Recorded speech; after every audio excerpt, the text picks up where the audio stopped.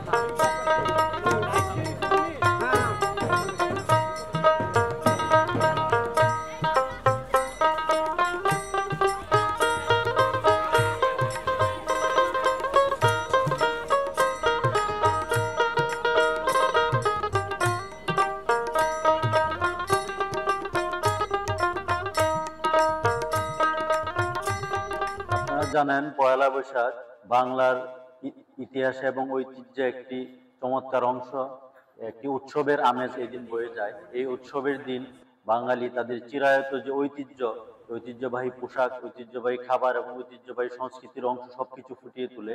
তারই অংশ হিসেবে উপজেলা প্রশাসন আজকের আনন্দ শোভাযাত্রা অনুষ্ঠিত করেছে। আনন্দ শোভাযাত্রায় সর্বস্তরের মানুষ অংশগ্রহণ করেছে এবং বিকালে বৈশাখী মেলার আয়োজন করা হয়েছে।